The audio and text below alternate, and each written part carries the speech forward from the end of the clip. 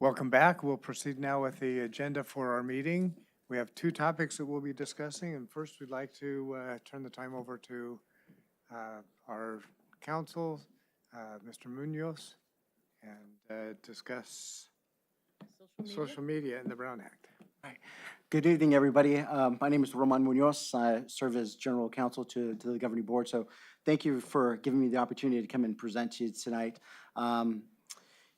on a very specific subject, social media and the Brown Act. I would say these Brown Act presentations should be really titled, "You've been sworn in, so get ready to be sworn at," right? So just a little Brown Act humor there, right? So I've handed out some materials, a PowerPoint I'll be going through, but feel free to ask any questions as we go along. One rule that I do have when I am presenting, any question you ask, you're asking for a friend, right? We're not judging you or anything like that. It's all hypothetical, so no one's judging you here, right? So now I want to go through at a pretty good pace here. I know that we have a very esteemed speaker in Sally Frazier ready to present to you on some very important topics. So afterwards, if you do have a question, just ask Dr. Noguchi. She can forward that on over to me and I'll get on that, okay? So let's move along here. What we're going to be discussing, as I mentioned, social media and the Brown Act. I'm going to have a very brief overview of the Brown Act's intent, and we're going to talk about two different areas of social media and the Brown Act and how it can impact you as a member of the board. And that's going to be outside of board meetings and during board meetings, okay?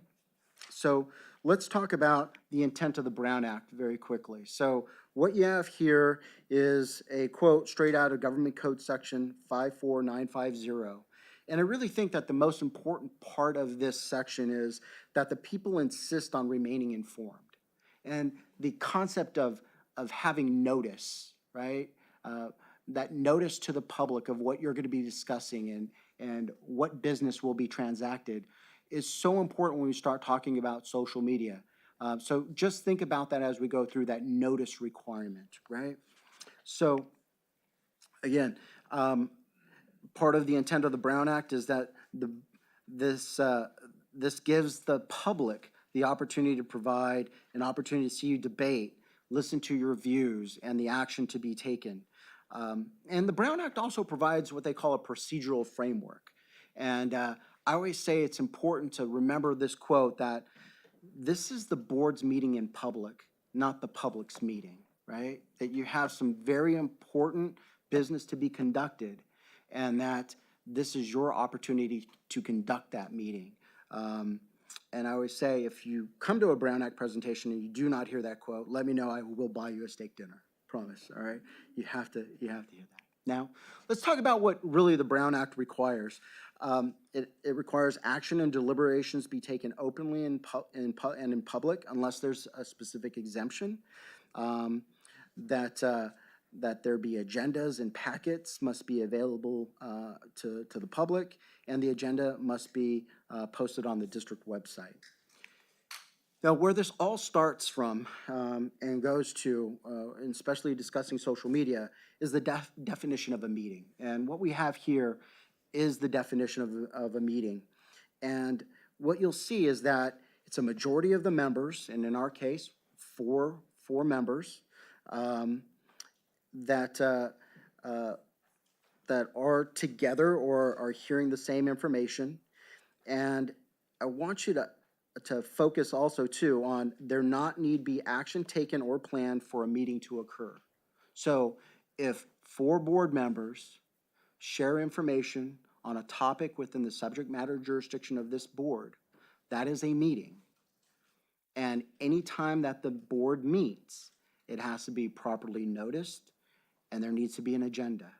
So if you are meeting, if 4 members are meeting on a subject matter, on an item within the subject matter jurisdiction of this board, unless there's a specific exemption, it needs to be noticed in meeting. Now, what are some of those exemptions? Well, hey, you can go get training. CSBA, perfect example. You can go to one of those meetings. Hey, graduation, there's no agendas there. It's a ceremonial event, right? So those are often the types of exceptions to the notice of a meeting requirement. If there's any question, please follow up with the superintendent. Yeah.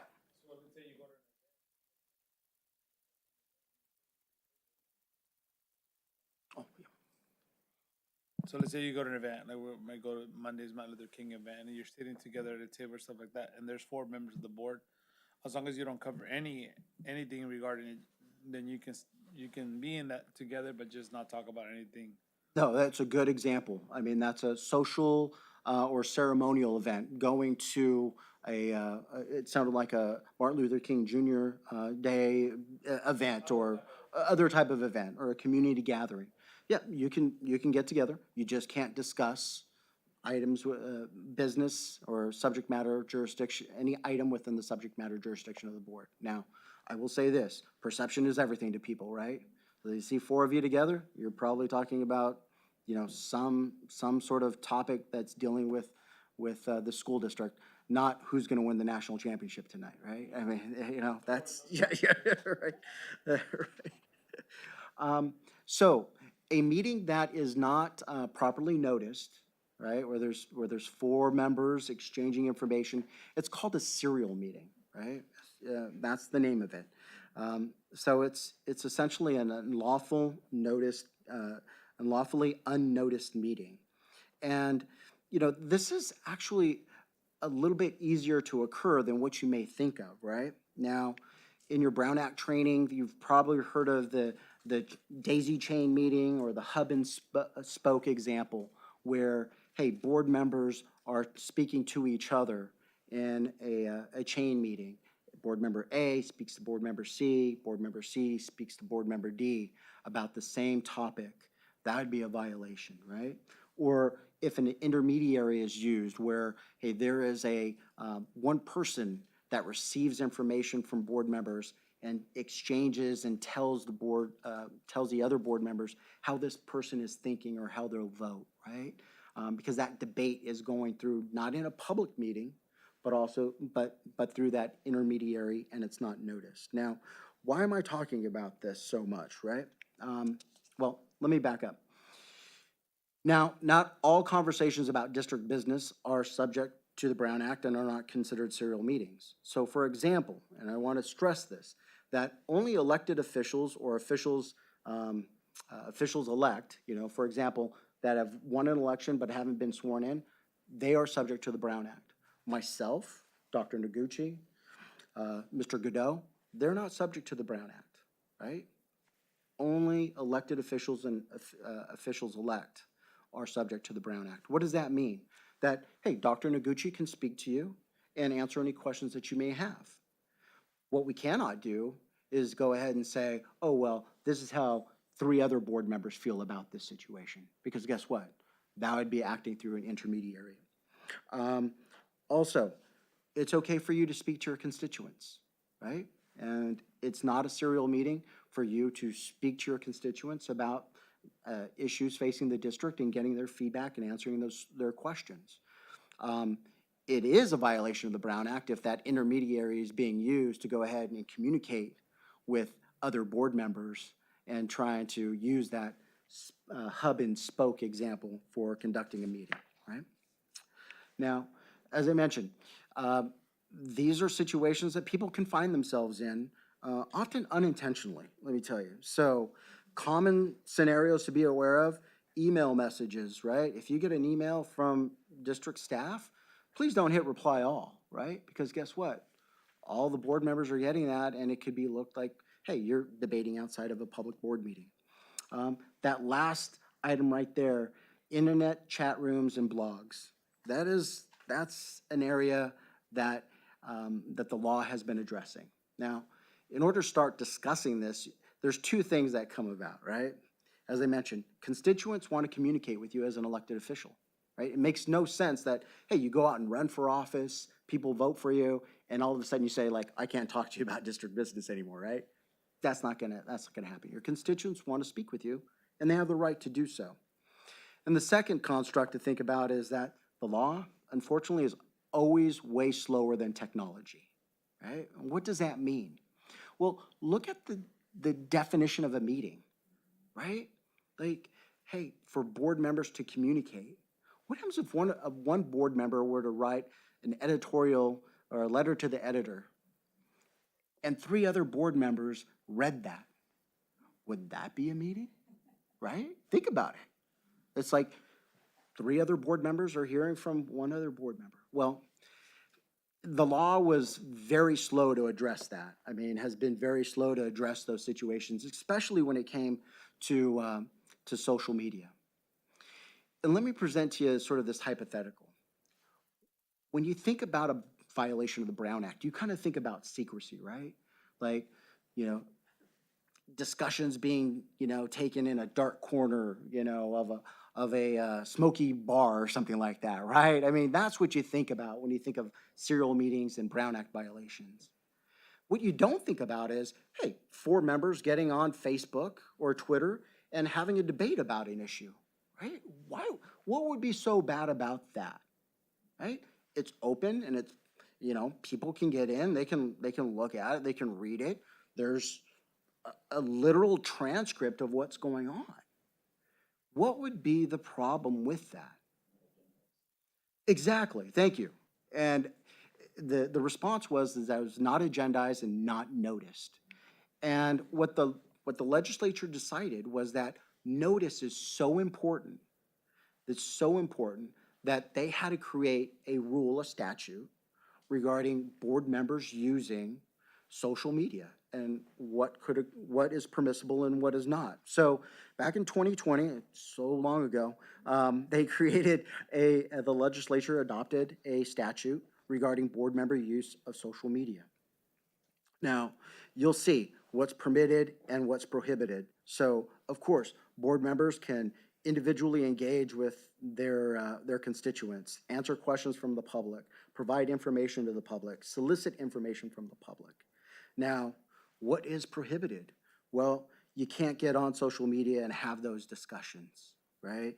And debate with the majority of the members. I mean, it got so specific in the legislation that you should not, it would be a violation of the statute to either like or, dislike any sort of post, right? There could even be a Brown Act violation if you retweeted someone's comments. So think about that. Can't do that. Yeah, yeah. So that means only for business, the board. So if you on your own do anything, you're like, anything's fine, as long as it's not. Subject matter jurisdiction of the board. Yeah, you could Verify that. talk football all day, but if you're talking about, hey, a district program, or anything else within, the district, I didn't want to say like a soccer game or anything like that. But yeah, it's one of those things. And again, the idea is the notice, please. What about district posted activities or events? Can we like the fact that we see students involved in something positive? Oh yeah, no, definitely. I think that is permissible.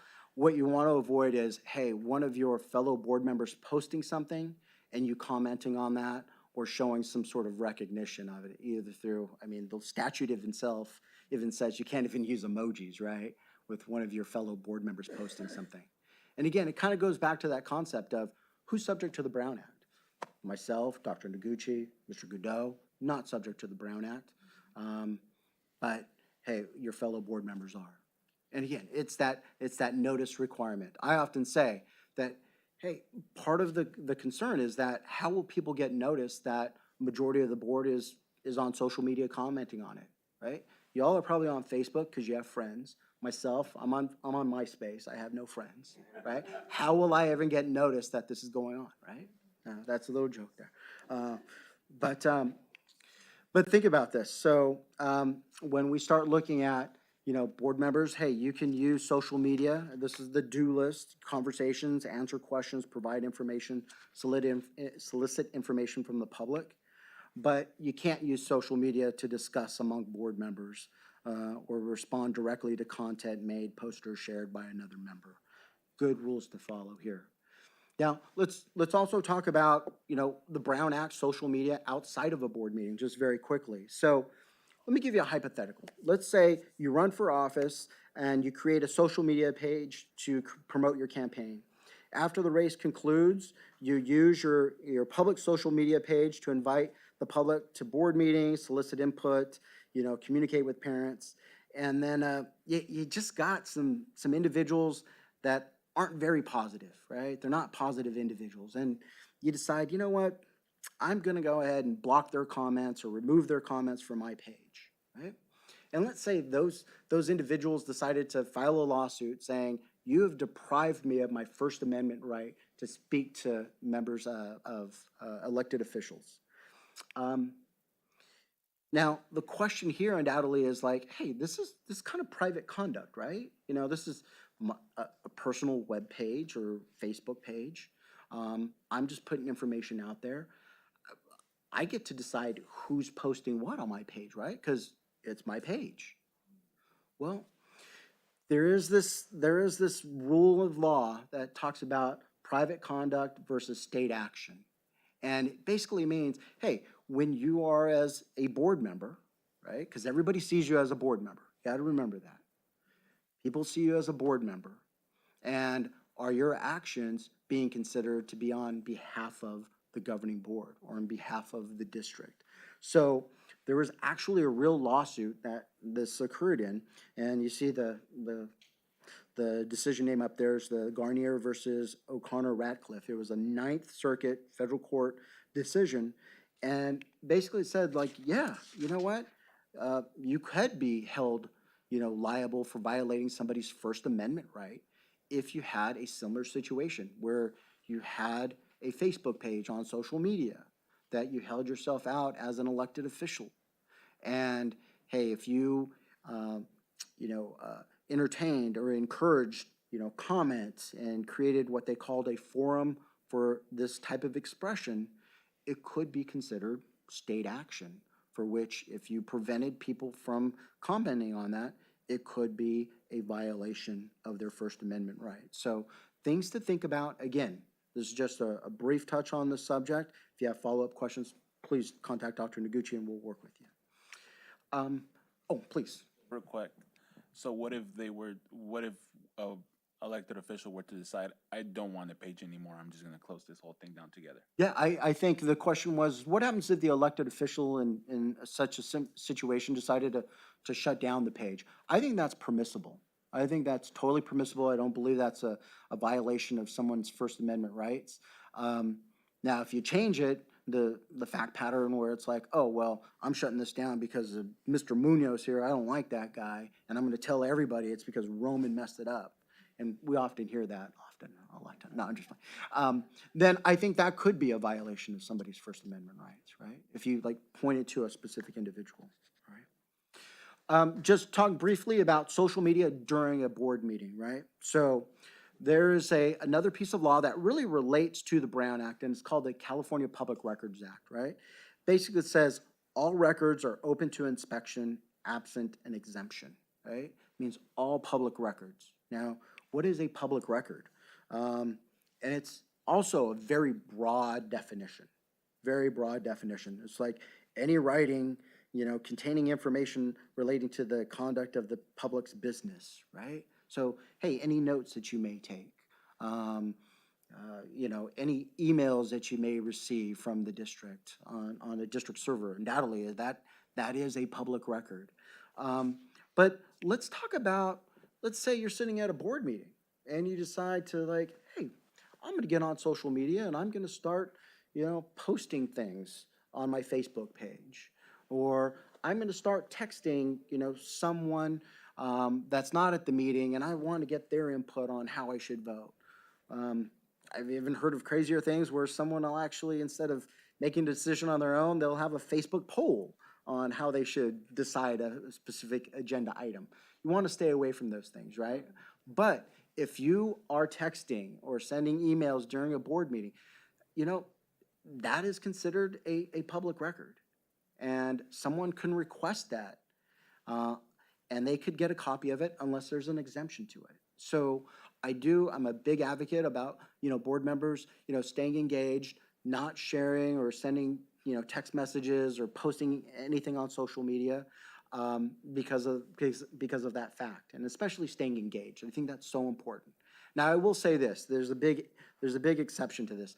Oftentimes, you'll see staff, texting or sending emails, and a lot of that is associated with, hey, is our next speaker, ready to come up and speak? Hey, Brad, make sure Roman doesn't go over his allotted time, okay? That's always the big one.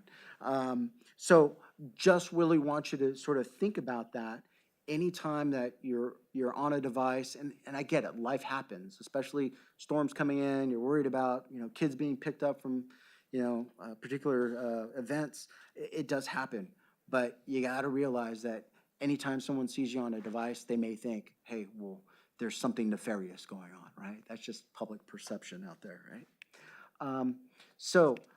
I would just want to say, closing, some Brown Act social media takeaways. Always consider the intent of the Brown Act, and that's, hey, to keep the public informed. Remember the definition of a meeting. Majority of the board communicating on something within this, an item under the subject matter jurisdiction of this board. Consider the importance of notice to the public, right? I mean, that's the trade-off. That's why you can't have meetings via social media. Prepare for board meetings and remain engaged. And that goes to sort of that last point I was making about texting and things like that. And again, if there's questions, please ask. I mean, the Brown Act is always evolving. There's always very nuanced issues that come up. And Dr. Noguchi is very, very well experienced. And hey, we're here as a resource for her also. Okay. So I undoubtedly, Brad, you probably let me go over my time. We'll be talking about that. But hopefully 3 B's of public speaking: be bold, be brief, and be gone. You have a great speaker presenting tonight, and I wish you the best. Happy New Year. So thank you, Mr. Munoz. But before you depart and drive up the valley, is there any questions that you came with? Because we knew that we were going to talk about social media. Is there anything specific that you had a question on that you want to be able to ask Roman? Any sort of nuance that you've been grappling with? So I'm asking for a friend.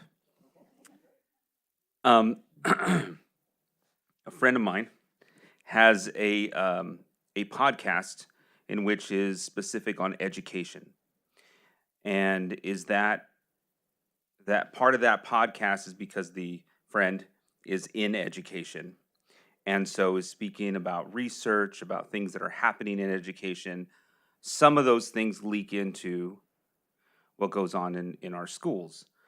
That also includes some social media with YouTube channels and things like that. The friend is often speaking about educational things, equity in education, because it's part of their job. That's not as a board member. How is that balance between their professional life in education and the Brown Act with the board? No, I think that's a great question. And the way I would respond to that is that the podcast itself and the topics, not a Brown Act violation at all, not even an issue. I do think where it starts getting into a gray area if you start having board members, as guests, come in and, hey, with me today is Cindy Marks to discuss, a building project that is occurring. Next week, we'll have, Board President Chad Brown, coming to speak with us. I think that's where the situation evolves in sort of that gray area to a potential violation. And, and I think your question is well-founded because we're starting to get a lot of those nowadays. And I do think it's a matter of sort of a continuum as to, hey, is there starting to be sort of a perception of an intent to violate the Brown Act and hold unnoticed meetings, right? But I think what you're doing, or what your friend's doing, is completely permissible and should be applauded. So, all right, hope that helped. All right, thank you, Mr. Munoz. All right, turn it back over to you.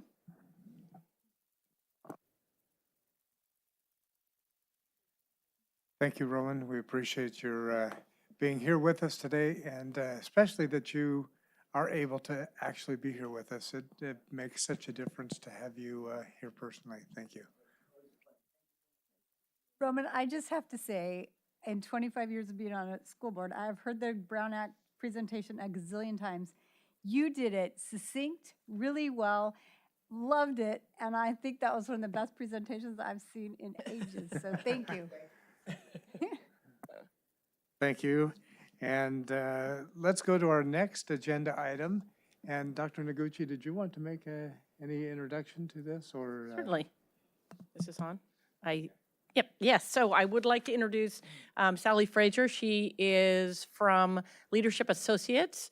She's been with this board for many years. In fact, she was the facilitator to the superintendent search 4.5 years ago when I was part of that. And the board has kept her on in a valuable role, and that is being a facilitator of governance training, also being the facilitator of the yearly superintendent's evaluation process. And so with that, with a new board member here, we welcome, one, the new board member, but also Sally Frazier, as she continues to work with us on really helping us become the strongest governance team that we can be, because the stronger we are together, the stronger we are for our students and our community. So with that, I'll turn it over to Sally. Yes, I'm on. Thank you very much for that, and thank you also for inviting me back this year. I'm very happy to be here and to meet your new trustee. I'm very happy to have the opportunity to work with you as well. So I have been able to work with everyone else and am delighted to be here. I think it was great to have the social media and Brown Act. We're going to probably hit some repetitive activities today, but that was a nice intro as well. So looking at your value statements, I want to make a comment about them because the last one I read, you have things posted all over here. This is such a rich room to be in when you're waiting because you learn a lot about the district in this room. But the last one on your value statement talked about continuous learning and support of one another to continue to improve. And this is just really an excellent example for your entire district that as a board, you too are committed to continuous learning and to supporting one another as you meet the challenges that you're all faced with in your role as a board. So I would like to just go through what you have in your packet so that you know what is in there and why. The first is the copy of the PowerPoint. And as we go through the PowerPoint, there are a couple of places I'd like to ask individual board members to read the items that are on there. If anyone has an objection to that, if I call your name, you can say pass, and then pass it to your friend. You can even choose who you're going to give it to. That might make it more fun. And then your protocols and norms. One of the things you have in your protocols and norms, the final statement, is that you will periodically review these. And so this will also serve as a purpose to do that. In the PowerPoint, there will be places in red that will refer to a page in your protocol. And we're going to turn to that page and actually review that as we go through it. On the left side, there are 3 sheets. One is the process, and at the appropriate time in the presentation, Dr. Noguchi will go through the process, and then there are 2 sheets of your strategic goals. And so that will fit into one of the slides as we go through the PowerPoint. Then the final document is a board self-reflection document or a tool for you to use. In our planning for this session this evening, we determined that didn't want to have you prepare the responses to that prior to going through a shared understanding and review of your protocols and the norms that you've agreed upon. So that will come into play at a later date, but wanted you to be able to have a copy of that so you would have information about why it's in your packet and the kinds of things we're looking at as we go through the protocols and the norms that you'll want to kind of bear in mind as you reflect on how you think individually your board is doing as you come together as a governance team. Okay, so with that, yes.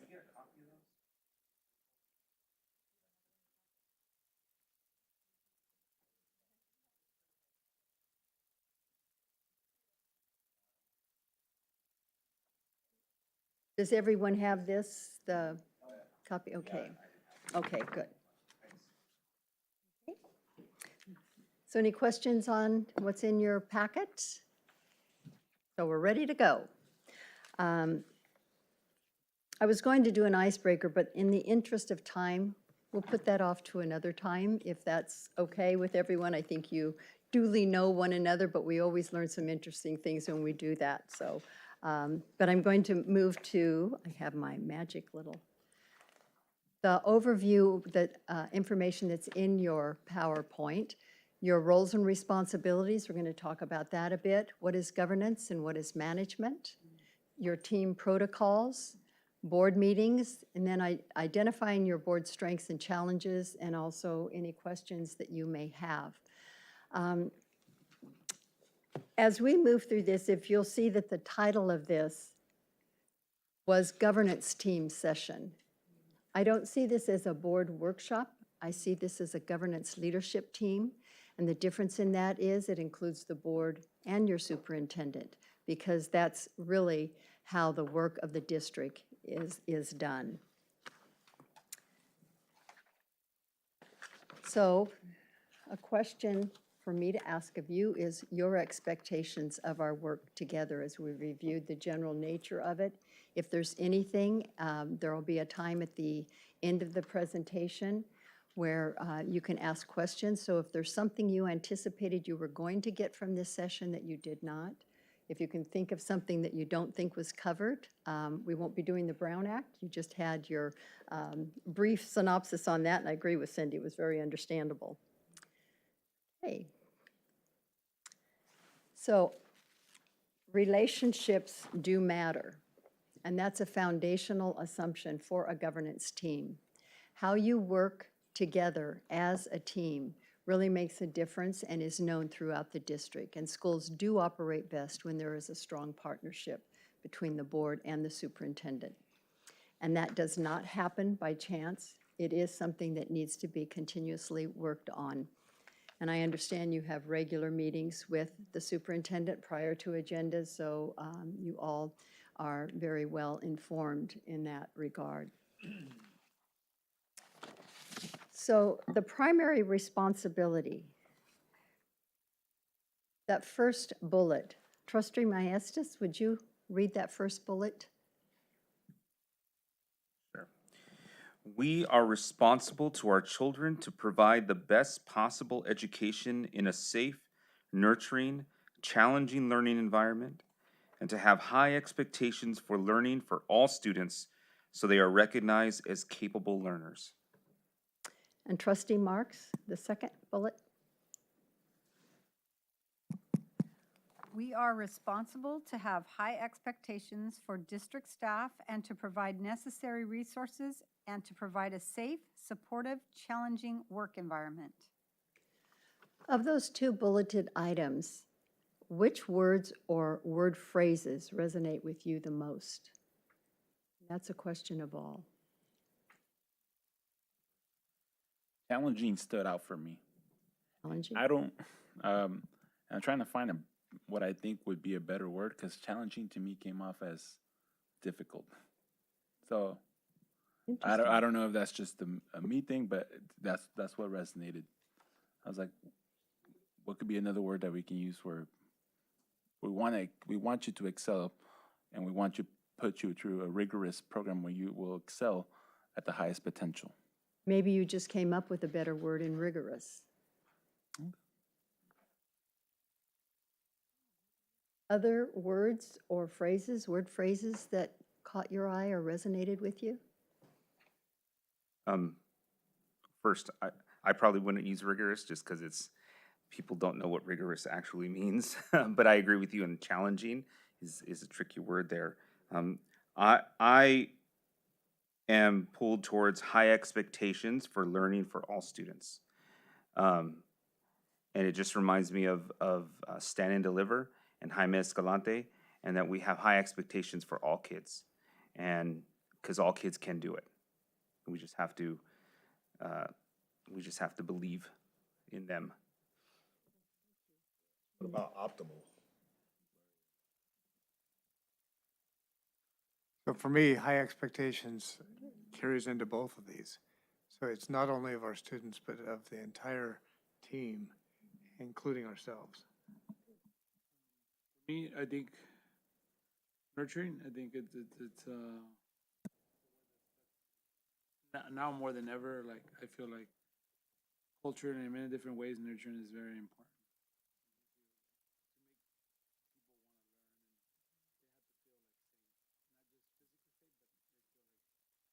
Value, nurture, I don't know, I felt like that word is,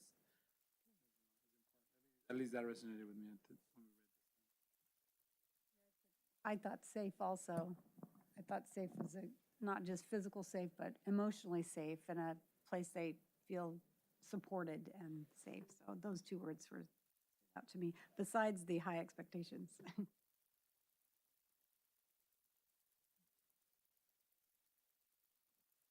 Probably could just keep our mics on. I don't think we have to turn them off and on.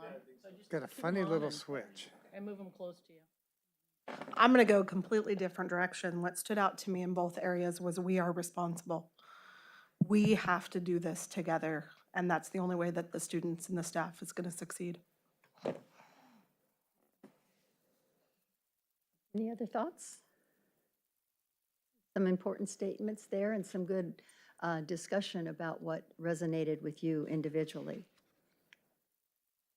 In terms of the roles and responsibilities, only the governing board can adopt policy, and the superintendent implements board policies. And again, it's really important to emphasize it's the governing board that does the policies, not the individual board members. So it's as you come together as a board. And clarity really is essential. Understanding your roles and responsibilities, and I think your document is really very detailed, very specific in terms of expectations and roles for you as board members. So I think you've done a lot of work to clarify and have clarity of those roles, and it's important that you do review the information that you have so that you are aware of what it is you have agreed to as your protocols and norms of operation. You have adopted these in the past, and I don't know if part of the outcome from this would be that you would once again reaffirm your commitment to these, and if there's any minor modifications or that, they could be also considered along the way as we hit some individual pages. And then you have agreed upon a code of ethics in there in terms of your norms. So that really is a very important document, and I don't know how much time individually you spend with that, or if you use it as a reference guide.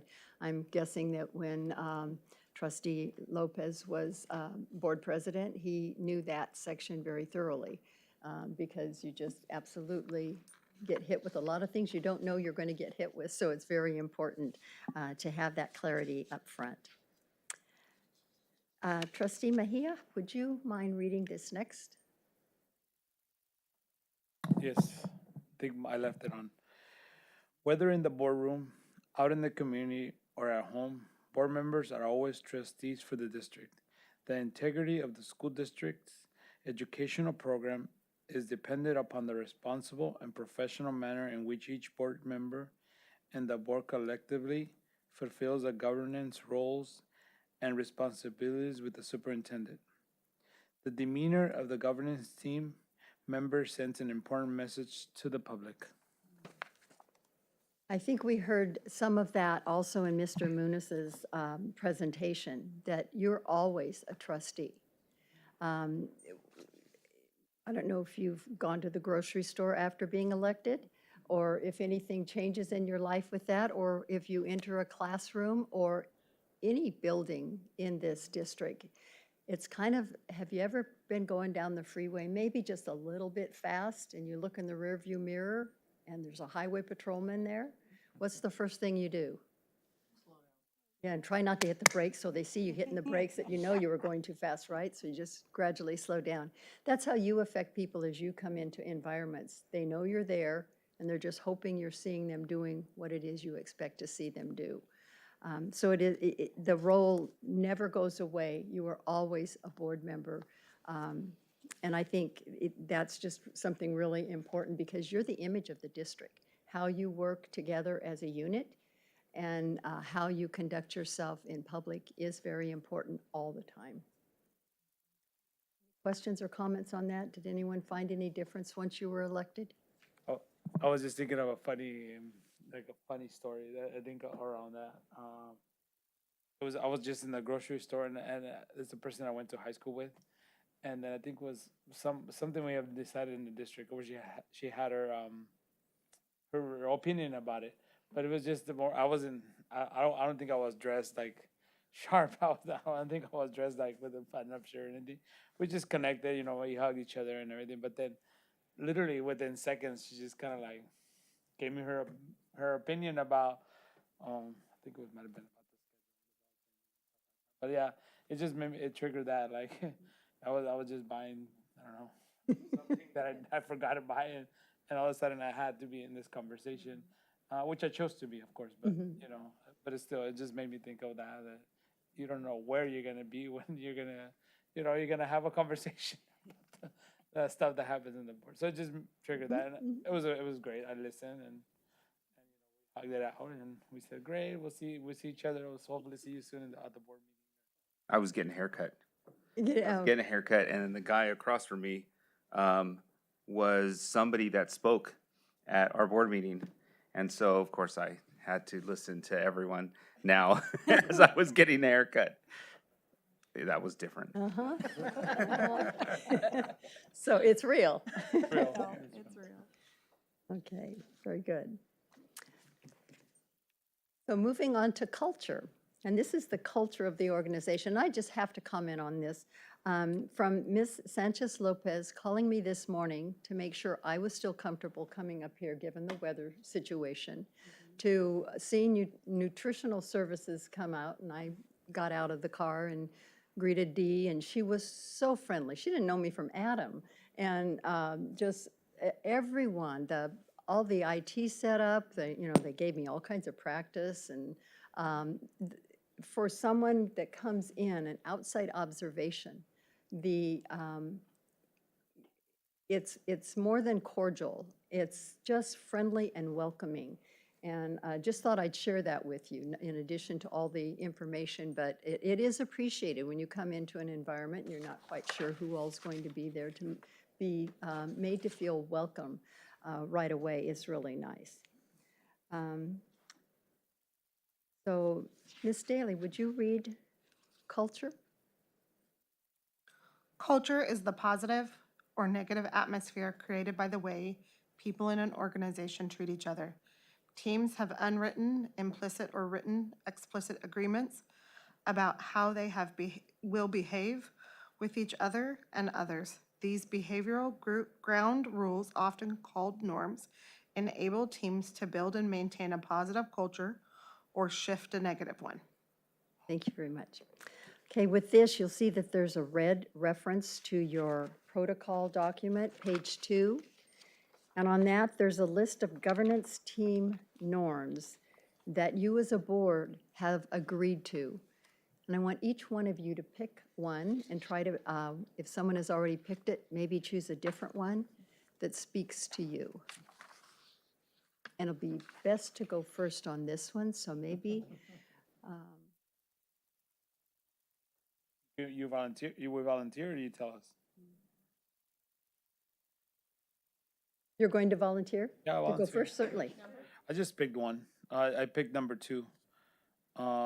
We acknowledge that only the board as a whole has the authority to take action and give direction to the superintendent. Who else has one that struck them? Number 7, minority views are respected and can be expressed, but we stand by the collective will of the board. Those two kind of go hand in hand as well. I have a question. Yes. Are these available to the public? They're on the website, actually, your website. Might not be bad to have some of this, out in front where people come in, I'm just saying. Just a thought, We certainly could. I mean, just especially, a thought, because I feel like some of these cover some folks bring up some of the stuff. I don't know. Doesn't have to be like this elaborate. Maybe having some of those bullet points might help when folks address. The board, especially with, as we are looking through and strategizing, how can we help and support the community in understanding and in presenting their comments? And so I think that's a good idea. This is what we've collectively agreed to. And now, remember, this is also the time that we could add, modify, or adjust this, just because, these were here prior to me being here. So Cindy probably could go back to, 7, 8 years ago. We adjust them as we go. So if we see something on there that we want to add, modify, or adjust, that's something that we can do as well. It does indicate that it was first affirmed on June 17th, 2013. Perfect. Anyone else? I like that we acknowledge that each of us brings differing personal strengths and focus to issues. What number is that one? Number One. one. Oh, number 1. That was the one that stuck out to me too. That's who we are. I'd like to bring out number 5. We demonstrate concern for the personal well-being of our governance teams members. Just because that goes above and beyond of just the work that we do here, right? We are elected officials. We are all elected for various reasons, but in order to become an effective group, we need to invest into each other as well, because the success of one of us is the success of all of us, which in turn becomes the success of our students. Got number 8. We actively listen to each other and encourage full participation in discussions and decisions. I think that's important. And nobody feels like they're not being heard or being fully inclusive and participatory in the discussion. I like number 4. To promote student achievement, we will focus our efforts on the present and future needs of the district.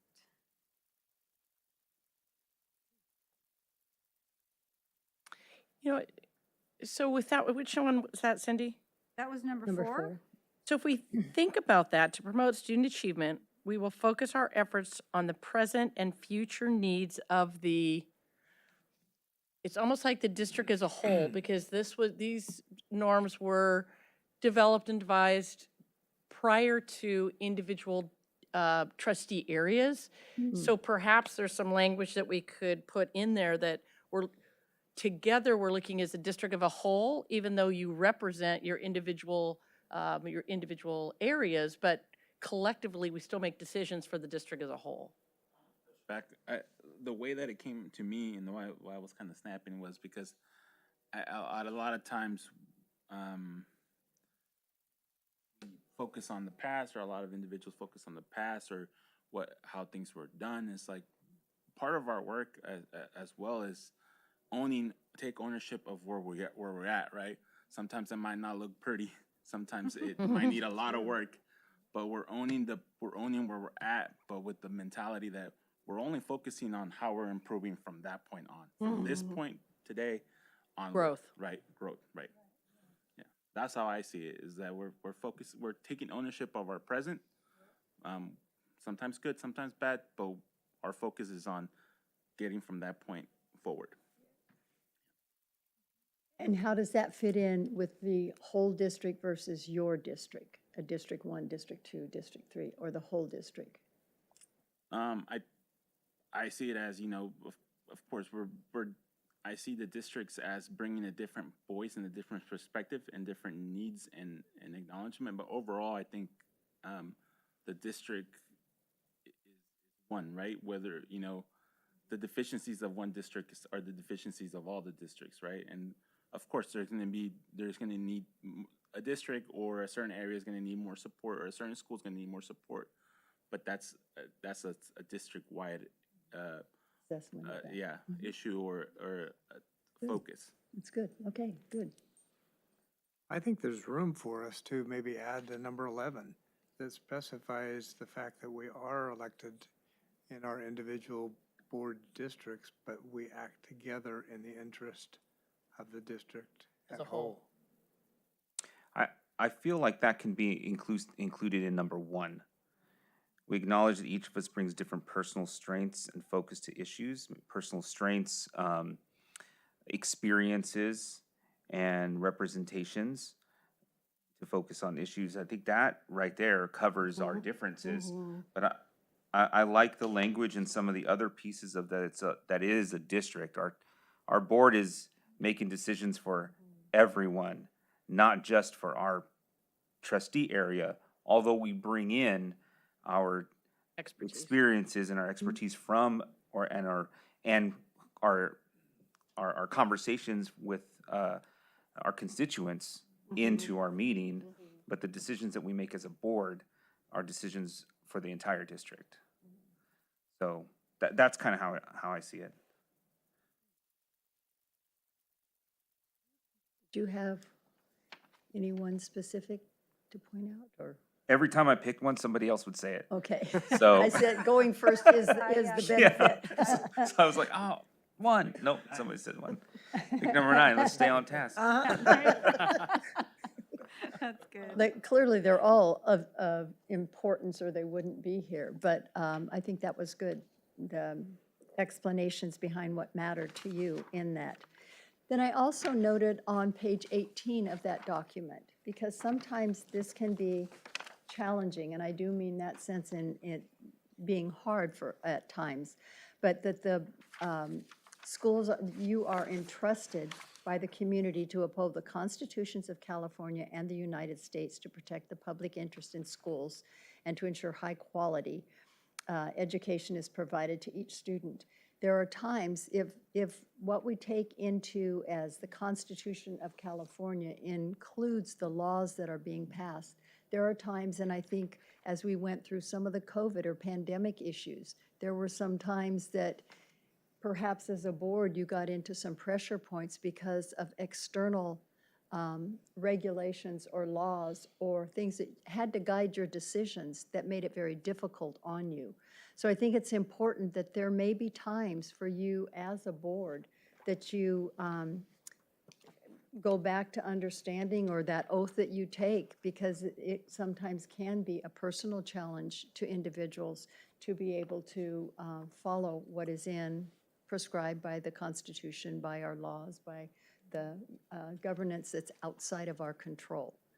And I think the recent pandemic really brought that to light to many boards throughout the state. And there will be other issues, I'm sure, that will come in the same light. But I think it's important that is part of your role, and to, I'm sure that that was part of your explanation to people as well as you went through, that there are governance and guidances that you were following, but that can sometimes be a challenge. Can I ask a quick question? Are we going to update the signature? Yeah. When can we make suggestions on wording changes and adding wording and changes things? This is the time, if you're looking at wording changes for the norms right now? Yeah, I mean, now that I've said it out loud, I would like to add in number 1, we acknowledge that each of us brings different personal strengths, experiences, and focus to issues. I'd just like to add the word experiences, that it acknowledges us that we're different. And where did you want experiences? After personal strengths, Okay. And experiences and, experiences. Yep. And then and focus to issues. Was there any objections on that? And I'll bring these back at another board meeting. We'll go through all the different changes and But we're vote still on it. adding the language you said about the board, the districts?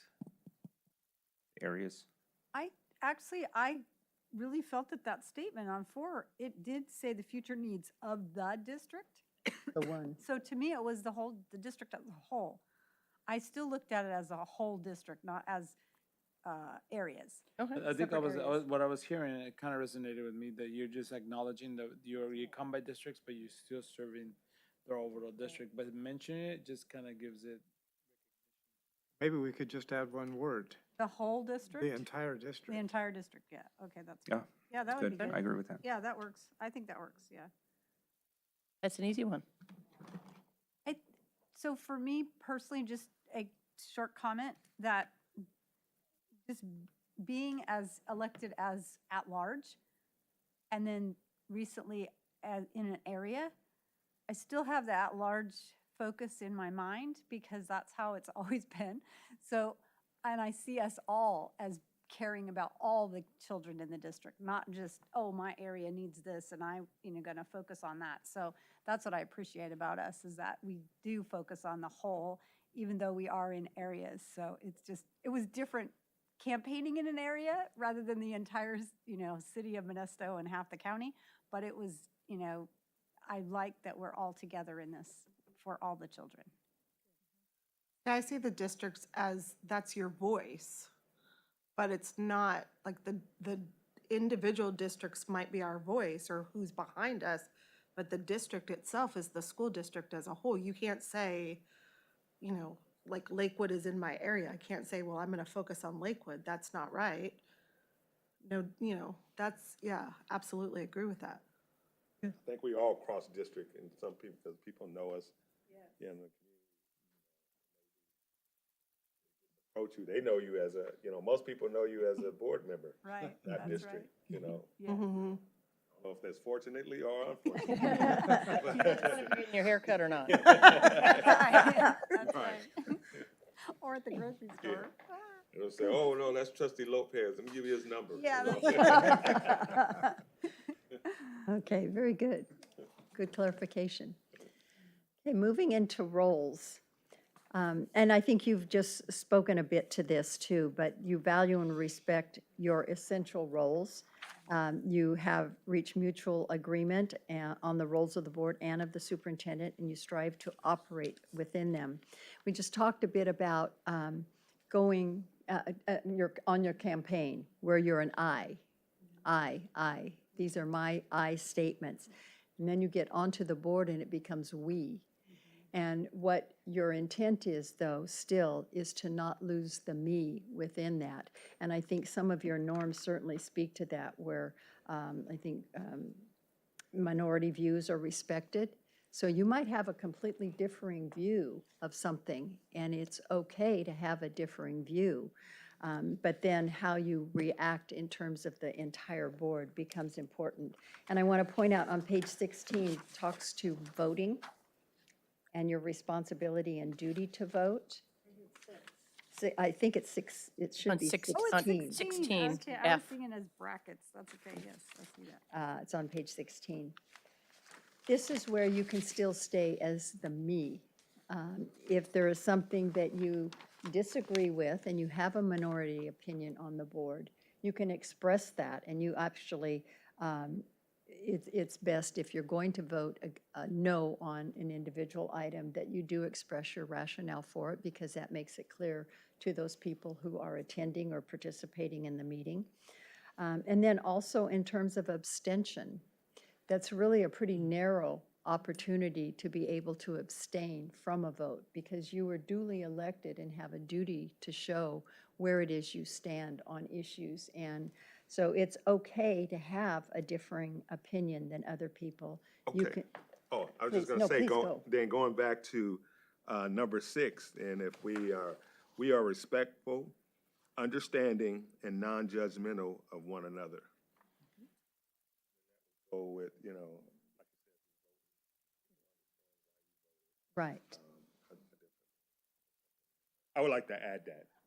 Would it be okay to change that from understanding to compassion or compassionate? And the only reason I'm saying is because there are certain things that no matter what I do, I'm never going to understand. I can empathize, but I'm not going to understand. So where are you, John? So I would Number say 6, we're respectful, compassionate, and non-judgmental with one another. I'm not completely opposed to understanding, but We are respectful, compassionate, and non-judgmental to one another. And that speaks to when you're voting no and you're Right. explaining why you're voting the way you're voting. The key piece there is that you're explaining your reasoning rather than just saying no. right. It helps, that way it helps all of us better understand your position and your thought processes on that. And nobody else is gonna vilify you for that. Right. That's the Right. compassion piece, right? I'm good with that. I'll play devil's advocate on the inverse of that. What if there's majority no's? Does then the yes have to explain themselves? Because usually it's seen as the no is the minority, And, That's a good point. Your norms speak to a no vote. Um, How about a minority vote? Explaining a minority vote. And then that way it's either a yes or a no. Well, that minority is not known until the vote actually happens, so that's a difficult statement to make. right, which to my point is then, and do we, then is the no, explaining the no really, Would a no not receive a motion to be called to a vote? So, so my understanding, when we wrote this out, it was to help board members who didn't really want to say anything when they were going to vote no or dissent to whatever the position was for that motion. So if they're voting no, it was helpful to know. But we would usually, this was a practice that we almost always did, was I'm going to vote yes because, and here's why. I'm going to vote no because this. So we would kind of go around the table and say, this is why I'm voting the way I'm doing it. And in that process, I was like, wow, I didn't even think about that. And then I would go back and say, I'm going to change my vote because I listened to Trustee Maestas and I didn't even consider that. And so if I had already said what my vote was going to be beforehand, if it was going to be different than the rest of the board for some reason. But I think it always helped to know why people, and usually in our discussion, we've already done a lot of that. Vetting out. Here's why I'm going to vote the way I'm going to vote. So We it did just have a helps. case, we did have a vote recently, though, that was motioned and it was voted no. And then we went to a second motion and that one was voted yes. That happened just recently, like a couple board meetings ago. And I don't think everybody explained their no vote on the first one. But it didn't seem like there was any issue with it. I think everybody kind of knew what was going on and there was enough discussion, and I get the point. So I don't see a problem with leaving this in, just to kind of clarify that this is about really just having discussion and being honest with where your mind is. I think it came about, it's through a discussion. Let's say trustee Irvin says, well, I disagree with this for da-da-da-da-da-da-da-da-da. And then when he votes no, he doesn't need to go reaffirm that because we already know, because we heard. It's when you haven't said anything and the vote's taken and you pass on a comment and then you say no. And it's like, well, you need to be able to explain. It's so the board understands, the team understands why you're voting the way you're voting. And it also helps the superintendent know if there's Yeah. something that was brought forward and the superintendent, the vote was really going to be close, and there was no way to know that unless someone said, I'm voting no on this, then you knew, oh, the majority is the majority is going to vote this down. And it's a shock if no one says anything and suddenly it's a vote. I saw this happen at a board meeting, and I just remember seeing the superintendent scrambling because a lot of stuff was going to have to change by that Monday. And we didn't know that was going to happen until the vote happened. And I think that's why we put this in there, is just to give people a heads up. Here's what I'm thinking and here's why I'm thinking this way. And that gives the superintendent also an opportunity to say, well, let me just clarify and understand this better so that we all understand what the ramifications might be of that vote. So I thought it was helpful. In that I'm telling you, this took weeks to come up with this. When the person who did it, two board members worked on this a lot. One was an attorney and one was a very wordsmith person, so. Oh, we appreciate it. So it's okay as it stands, just clarity on how it would be used? Okay. So, careful planning. I think this just speaks to no surprises, and that planning does generally avoid most surprises, and that judgment on an agenda item should be reserved until you have the opportunity to hear the explanation on it and know the background, because there could be situational information that would be shared that broadens that. So planning, and there are evidences of planning all over this room. So I think that's maybe a strength that you have as a governance team. And then looking at the responsibilities, talking about the roles and responsibilities of the board and the superintendent. The board establishes the framework for action. employs and directs the superintendent, establishes direction through policy, and governs through policy, allocates resources, and evaluates the progress of the superintendent.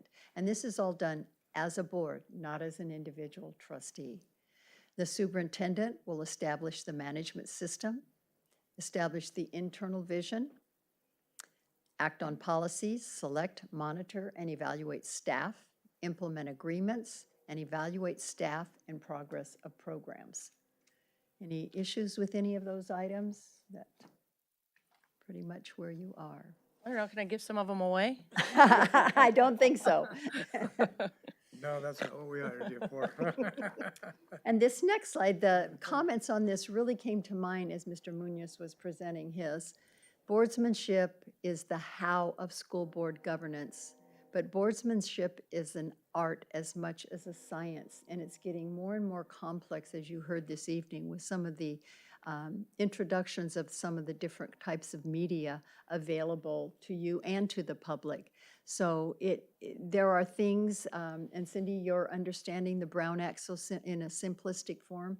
Every time I heard a workshop on the Brown Act, I swear I heard something new every single time, because a situation would have arisen that I needed to know that, and it just became so much more real at that time. Only the governing board can adopt policy, and the superintendent implements those board policies. So does anyone think that boardsmanship is anything other than an art? Is it all a science? Yes. And I don't know, maybe this would be a good question of Trustee Daly. Does it feel different sitting on this side of the table than it did on that side of the table? Absolutely. It sure does, doesn't it? Okay. So we talk about the how, the what and the how. And basically, the board is responsible for the what. And you've spoken a great deal about this, being the representative of the people that you serve. And the only authority comes at the board table, and the only action comes by a majority decision of the board. That is kind of the what of it. And the superintendent is the trained professional leading a staff, acts on authority of the board at the direction of the board, and implements and administers board policies, kind of the how. And sometimes it's really important to stop and say, am I talking about the what, or am I talking about the how? Oops, let me turn the page because I have some notes on mine. And this one we're going to, in terms of what the board does and through the how of the superintendent, the other documents in you establish a vision and goals. And Dr. Noguchi, this may be a time to kind of go through the processes that you used when you initially worked with the board as the governance team to establish your strategic goals. Perfect. I think, center to the work that I lead and work with the cabinet members, extended cabinet members, and others is really around our goals. And you all have seen the mini goals that we have, because that's what I'm evaluated on. Rather than evaluated on a few goals for the superintendent, I think it's important to be responsible for all the goals that we've identified. But how did we identify those goals? And that's what I want to talk about, just to bring us back to the beginning, only because at the next board meeting on February 6th or 7th or 8th, not the 17th, but the following one, we're going to be doing a mid-year review, and we're going to go back to where those goals are at. And so I kind of want to take us through a process here I'm just going to take about 5 minutes. When I first got here, I'm going to be talking to the color document as this process, and this was actually developed back in 2018. I really went on this listening, looking, and learning journey. I wanted to listen to a lot of people. I wanted to look at a lot of schools and processes and departments, and I wanted to learn. What did people want? What did our educational partners want? What did the teachers need? What did CSEA need? The whole gamut. So we started from August through December gathering thousands of pieces of data on just 3 questions. And I had multiple meetings, and I think I even remember Adolfo being at one of those out at Henshaw. We did it at different school sites.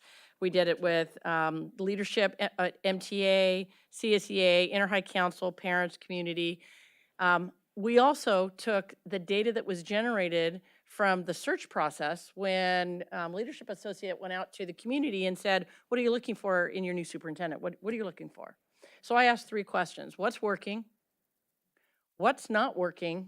And what would you like to see changed? Literally, there were 3 buckets, and I had somebody gather all of the data in these 3 buckets. And simultaneously, between October and January, the board and myself and the executive cabinet worked on our mission, our vision, to really center ourselves. We don't have that in here, but we were working on our mission and vision. At the same time of gathering all this data, I also needed to take a look at and take stock of each of the departments, key departments, business services, human resources, educational services. I had outside consultants come in and interview multiple people and say, what's working, what's not, what are best practices. They were experts in the field, but that gave me an opportunity to see, let's use human resources, for instance. What isn't working for human resources, and what recommendations would you have after all these interviews took place? So I took all of this data, the data from the superintendent's search process, the information, the thousands of pieces of data on those 3 questions, and I brought it to extended cabinet. This is a group of, at that time, it was only about 15 people. It's now stretched out to about 30, not because we have more people, we do, but we've just widened the scope because we just need more feedback and input. And we asked them and said, here's the data. What's working? Identify the themes. What isn't working? Identify the themes. And then what do people hold dear that they don't want to see change? Because a lot of fear came with the new superintendent is I was going to come in and change things that were sacred, right? Some things needed to be changed, but I needed to know what those things were. So extended cabinet looked at themes and they identified priority areas. It was at that time I built a committee, and that was the Committee for Developing Goals, and it was a group of about 15 people, mostly site people, some district folks, union partners, and a couple of parents, and we scratched out some goals. We then took those goals to extended cabinet. They wordsmithed it. They took a look at it. It then came back to cabinet. It then went back to extended cabinet, and then it came back to cabinet, and then ultimately we landed on this is what we believe the goals should be. Now, the very first one, the one that doesn't have dates on it, which we should have put dates on it, this was the first rendition of all that work. This is literally hundreds of hours worth of work. But we landed on what folks wanted to keep in the system, what we needed to change, and what we needed to change, what we wanted to keep into the system. So this was the first set of goals. Once the board approved these goals, we then went back to extended cabinet and identified what are the key indicators. If we were to say goal number 1, ensure great instruction the first time, how do we measure that? And who's going to be responsible for that? The next one, increase students being identified as prepared in college and career indicators. What's the measurement for that? So every single one of these had a metric that then was reported out to the board later in my evaluation as we move forward. Now, part of this, we did this for the first year, and guess what happened the second year? COVID happened. And then things went awry a bit. There was an evaluation year that we really talked about how we survived COVID, what we did to support students, and we had some goals that were not on this sheet of paper, but ultimately focused and centered on student achievement for students. So that was really how these goals were then set apart. So part of it was the key performance indicators, and then we did a huge district reorganization. If we have all these goals and we know how we're going to measure it, do we have the supports? That's when we built a new EL department, because there were a lot of goals around EL. We built a curriculum instruction to professional development department, all in service of the supports to ensure that we can achieve the goals. Last year, we took a look at the goals again. So we took these it ended in 2022. We brought them back and at the board, and this was through my evaluation process, we took a look at goals 1, 2, 3, 4, and 5. And if you put these two simultaneously together, you will see that many of them are the same. Some of them dropped off. Rather than having a safety committee, we now have an equity and social justice committee.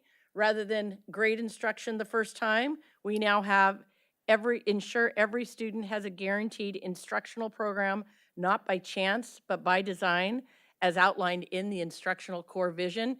We're still talking about teaching and learning, but we're drilling down and we're getting more specific. So as we look at what do we focus on, the goals really guide my work, and you will see this in the board meeting in February. It was originally scheduled for January, but because Trustee Daly isn't going to be there, I really wanted her to see the gravity of this work, because there's a lot of work, and so we punted it till February because it'll be a great kind of little primer on the work that we do. So hopefully that sets the groundwork and the foundation for the work that I do as I work with Cabinet and others. And I think that also serves to show that even though there are 4 words on the page, establish vision and goals, it is not a simple process. That can be said for each of the items that are below that. Setting student achievement goals takes a great deal of work as well. Adopting a budget, you may see the final project, but there's a whole lot of work that goes into creating that budget that you will be adopting. Developing policy, requesting future facilities. I think this board has some experience with bonds and knows the kind of work that went into that kind of an activity. Reviewing and approving contracts and agreements, and then evaluating the superintendent. Lots of simple words, but a lot of very detailed, specific, and strenuous work behind each of those. Most of that falls over to the other side, where you have, for the superintendent, developing the plans, developing the programs and monitoring student progress, proposing and adopting and implementing the budget, presenting draft policy, developing regulations, preparing agreements, selecting staff, and also working on an ongoing basis in terms of employee relations. That doesn't just happen at 1 month out of the year or 1 day out of the year. It's an ongoing ever-evolving process as well, and then evaluating and monitoring staff. So a lot of what and how, but with a great deal of activity behind each of those. Some of the key work that you had for 22-23, the current year, are the emphasis and focus on equity focus, boundaries, the bond, the instructional core, graduation committee, and the GATE committee. Each one of those is a great deal of activity. Any comments on any one of those, or any comments about the focus? No, hopefully one day we can have GATE in every school. My dream. Well, GATE district. yeah. It'll be a GATE district. Well, as a destination district, you should be, right? One thing that I really appreciate is that anytime we have a focus, it can be taken right back to our goals. As an item is presented in our meeting, we're always reminded where the references are to the specific goals that we have as our focus. And I think that's a really critical point. It's the alignment of the systems that are part of the district. They're all focusing on the same goals. Everything has a purpose and is aligned with your goals and your vision as a district. That doesn't always happen, but it's certainly wonderful when it does. And then a word about overseeing versus overstepping. I choose not to use the word micromanaging because I think that has kind of a negative connotation. Sometimes, unbeknownst to someone, they may be overstepping, but I think it's really important as a board that you understand the role of overseeing the activities within the district. Otherwise, there is an undermining of the chain of command, the authority of the superintendent and administrators, and the authority of the board as a whole. Because as individual board members, again, that's not where it's happening. And then it creates mistrust. And so I don't believe that is a condition here, but I think it's always important to note that there is a fine line. That's that art of boardsmanship to ensure that you're staying in the role that makes this the strongest district. Sally, can I ask an awkward question? Please. If we, as board members, individually or collectively, feel like one of us might be overstepping? Best way to approach that? There actually is a slide later on that speaks to constructive criticism being important to be pointed out. It's not it would not, in my opinion, be the role of the superintendent to call that attention to another board member. Often that falls to the board president, or, if there is someone within the board that is more comfortable, you might talk with someone else about taking that role. But it's important to point it out. Again, someone may not be aware that they are doing that, but it would be the role of another board member to bring that to the attention. It should not be the role of the superintendent. Does that make sense? Does that answer your question? Yeah. That's a good question. Structures and processes.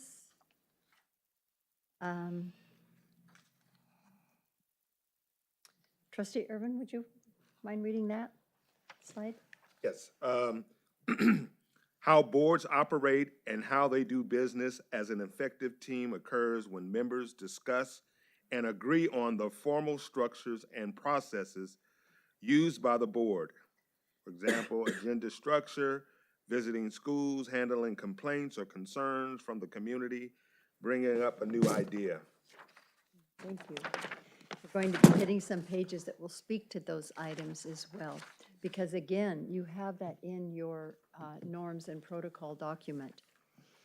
And communication when something happens, that you're clear on how that is going to come to you, particularly from the superintendent to the board. Phone calls, text, email, board communications on Friday. Do you feel fairly confident in getting how you get the information? Is there any need to clarify how you might get a variety of different types of announcements for an event happening versus an emergency going on? Is that clear too?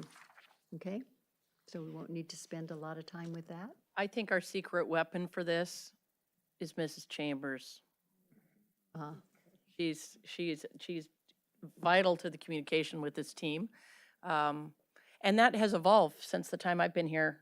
We elevated her a number of different levels, and we made her, in the eyes of other assistants, an important role, where before the assistant to the board was not. It was like 3 or 4 levels below the other assistants in that building. And so I think by elevating the importance of her work, and she does phenomenal work in communication, I think she's a key. And I'm actually going to talk about that later in this protocol, because I think that has changed from the time, from 2013 when we first adopted these. Okay, good. So of common protocols that bear importance for a clarification to make sure everyone is familiar with them. How to handle calls from parents, staff, or community members. We're going to review that on pages 10 and 11. And then school visits and the process for that on 11 and 12, and trustee requests for information, which is on page 12 and 13. We're not going to read each one of these, but want to make sure that there's awareness to them and comfortable in following them. So communications between meetings, I think you spoke somewhat with the board on Brown Act about the importance of how you communicate between meetings, not communicate between meetings. And then with district staff, ensuring that when you talk with district staff, you do understand where your role is and how they view you, and that it's not in an evaluative format. No, that's the overstepping versus the overseeing. You would not be in a supervisory type of a role with them. If you have a request for information, that goes to the superintendent, and your protocol says it would then go out to all members of the board, so everyone knows where the questions are in that. That's, again, the no secrets, no surprises, being aware. Mindful of the workload of a staff member, and I think that's really, really important, because as you saw, those 4 words turned into multiple hours and months of work. The same is true for staff members as well. And then if there's an issue or a problem at an individual school site, that you first contact the superintendent with the issue. Parent complaints, you know, your complaint procedure for the district in terms of redirecting to the teacher if it's a teacher, principal if it's a principal, kind of following that chain of command. And then if you have a request, if an individual board member has a request for cabinet or inquires about decisions by the cabinet, that those requests go through the superintendent. It's just very important that the superintendent's kept in all those loops, because her responsibility is to ensure that the full board has the information that is being sought. Questions on that? In terms of visiting school sites, ensuring that the principal has adequate time to know that you're going to be coming. If there's a particular program you want to see, that you have made that known to him. So Sally, I want to add something here. Something I'd like to propose, and I don't have the exact language. I can bring this language back if this is something that you all agree. And I mentioned, you know, Antoinette earlier. Oftentimes for the folks that want to go see a program or a school or a project or an interview, whatever it is that you do, we usually contact Antoinette. She works with the school site. We identify that time. She works with your calendars, and we do all the middleman work, so it doesn't take the principal off doing their work. So I would propose, if you all agree to this piece, is that we rework this. So rather than going to the school principal, you go to the assistant to the board to help schedule and create those opportunities. Are you guys comfortable with that? Because I think it was before she was in that position to the level that she's at. So when I bring this back, I'll talk with you all on what that looks like, but I'm just gonna rework all that. I don't want to spend time wordsmithing that now. And then just to save the staff some time, I don't know if it's in here, but it was helpful to have we have a board member that would like to go on Tuesday, the 20th. Are there any other board members who'd like to visit the site as well? Just because if that is an open time, it's helpful for instead of making 4 different appointments to go visit the school site, let's just say we heard something, oh, wow, there's something phenomenal going on at Modesto High. So, you know, 4 board members want to go, but it helps if we coordinate it so that we can all go at the same time. For those special events or specialized programs. Yes, or it was just so that, it's just to save the principal from having to gear up for board members coming multiple visits. It's just a lot of distraction for them in a day when they're quite busy, but just to be able to come and say, okay, this is the day we're going to come, we'll be there for an hour and a half or whatever, just to let other board members know that there's a board member. And I can see an example of that is, let's say, Tuolumne STEM program. We're going to be doing ribbon cutting in a very short amount of time here. And I anticipate there's going to be many board members that are going to want to see the programs. What does that look like? And how are the kids engaging, these activities? So I will add probably a D on there. So it's not just a site visit where, let's say Adolfo really wants to go see Rob Road for blank reason. I don't necessarily think we open that up to everyone, but these specialized programs where we know multiple board members would be interested in it, not specialized programs, but I'll put something together and we can work on it. Question of clarification. There are numerous events that happen throughout the district, performances, programs. At what point should we coordinate with Antoinette? Some of those things that we don't. Great question. So at the very back, you guys get a list of upcoming events, and usually it's like 2 or 3 weeks in advance. If those are after school hours and you want to go, feel free to go celebrate, go watch. In fact, I went to Johansson and saw Trustee Daly there. I didn't know she was going to be there. That's all good. If you want to be if you want parking, you want to be acknowledged, you want to be able to, kind of like the CTE event that's coming up on the 19th, where you really just want a bird's eye view on a few things as opposed to just going in blindly. So if you want more support, and then let Antoinette know. That's different than saying, I'd like to go to Lakewood Tuesday the 17th from 11 to 3. You know, that's different. If it's large scale, like the CTE January 19th program, then feel free. However, you know, if you would like some extra support with that, then contact Antoinette. Because what I don't want to do by putting this in, I don't want you to limit you. You get out there and get out and see the work. I don't want that as a barrier at all. I'm just trying to figure out how to best support the principal in getting the work done without taking them off point, because I need them working on the instructional core. So what I'm concerned about is, I know many times if I'm going to a concert or an activity, the person who's announcing wants to know if I'm there. Is it our responsibility to at least acknowledge that we are present, or? Yeah, I would just shoot one to Antoinette and she'll let the principal know, and then we just make it happen. So if you plan to go to the concert, you're 3 o'clock in the afternoon, you want to go to the concert at Johansson, it makes it simple. Okay.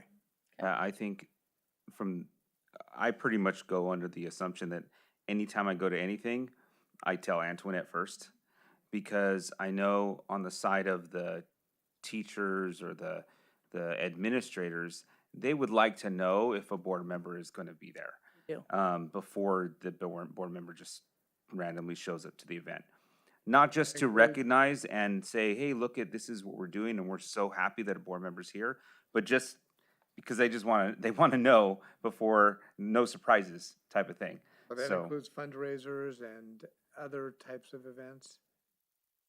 well, I don't know if I was just going to go to like a Difficult to try tri-tip to- fundraiser, I might, but I honestly, of everything that's come through the board communication, anything that I go to, I text Antoinette first, with the exception of my kids' things at Lakewood. Like most of the time, I'm dad, so I'm just going as dad, and the principal knows I come for all those things already. But if it was a place that's you know, Enox or someplace that is a bigger event that's come through the board communication, I just text Antoinette really fast, hey, I'm gonna go to the theater performance on Thursday. And they just appreciate knowing that I'm gonna be there. The one awkward piece of that is that if another board member is there and hasn't let it be known that they will be there, they're not going to be acknowledged. Well, that's on them. So, okay, so just wanted to throw that out because it, I don't think that Hey, I'm here sometimes too. right. Sometimes you just don't want to be acknowledged. You just want to go and sit and enjoy the concert. And that's okay too. And if you let Antoinette know, it's just, we don't want to be acknowledged, we let the principal know that you don't want to be acknowledged, and that's fair too. There's times I just want to kind of slide in without even knowing and slide out, and that's okay too. And so whatever you guys are most comfortable, just here, the tenets of this is, folks don't like surprises. Like it or not, you are board members, and when you go to events, you do come with a level of a heightened level of concern, if you will, not positive or negative. It is, and so to the extent possible, great. Let us know you're coming, but don't let that stop you if you don't have a charge on your battery. I mean, on your phone. So I don't want to create barriers. I'm just trying to protect principles. Discussion. A trustee request for information on, I think this is on items on the agenda. It's just, again, the courtesy of if you have additional information that you're requesting, to ensure that that is in a timely fashion so that it can be prepared and available for you and all board members. Anything else on that, Dr. Noguchi? No, I can say the board does a fantastic job at letting me know on the Sunday before if they have any questions or if they need additional material. Again, helping staff anticipate questions so we can be prepared, so we don't say, I'll get back to you. And so I think that we're all really good at that. I usually get it by the Sunday. And then how to handle calls from parents, staff, or the community. We talked about that a little bit, but there's also some discussion about when you go to a community event or someplace where you're asked to speak, to ensure that the superintendent knows that you'll be going, and then the report back to the board that you attended, and not for discussion, but just for information. I think that was another kind of important certainly when you talk to parents or interested community members, whether it's the barber shop or picking up that last item from the grocery shop, that you do feel comfortable in how you are to respond to that and know your district complaint policy and how to. But there's a real quick just last that you listen, you acknowledge, you send to the chain of command, and then you thank the individual, the thank you, and then you think, is this my role or is this the superintendent's role? And ensure that you are keeping the superintendent abreast of issues as they come forward. Yeah, one of the things I always like to do. You get 'cause- closer? Oh, sorry. One of the things I always like to do is that when it comes to like send to change the command, I see it as we're bridge agents, right? We're trying to help parents navigate the system, help them, facilitate, but we also want them to be a part of it. So if it's very easy, it could be very easy for us, one of us, to go in and talk to IT. Is like, hey, this student needs this computer fix. Here it is, right? Another thing is like, all right, like let me introduce you to our IT staff. This is who they are. This is how they can help you, right? Because one day we will not be here, but the parent will still have a kid in their school, right? And it's easy. It's a lot better that they know to make connections with our staff, which they get to, right? Instead of having like a direct link, right? Because that way they're growing and they're teaching other individuals of who they need to talk to, right? Who can more faster than me, like give me the tablet and I'll give it to so and so, right? It's like I can go to IT and they'll help me out. So I see it as like when we send that up the chain of command, it's yes, we're acknowledging we're those structures, but at the same time we're also helping those parents navigate the system that we want them to be a part of, right? And I think to add to that, when you, and I talk with all of you around this, if there is a complaint, have you spoken to the principal? Have you spoken to the principal? Because the principal is really going to be the person to be able to solve this for you. And so that's the first line of defense. Oh, yes, I've spoken to the principal and I haven't gotten anywhere. That's when you need to let me know, right? But if they haven't spoken to the principal, it's difficult to solve a problem when it comes first to the superintendent and to staff when the principal doesn't know that it's there. And it's just better. Again, no surprises. So, and that's advocacy, right? What's the advocacy? Is there vice principal, principal? Depends upon what the situation is. But I would agree with that. I can't ask this question for a friend because I'm the only new one. So if I don't quite know yet who to send the chain of command to, I don't want to add to your plate. No, Who- it directly comes to me and then I Always. filter it out. Okay. Yeah. Okay, so if they, like Adolph, or Trustee Lopez was saying in regards to IT, it would still then go through you. I think at this point, the answer would be yes, because I want to figure out what the situation is. I'd first talk to the principal, because the principal should be able to help and support that piece.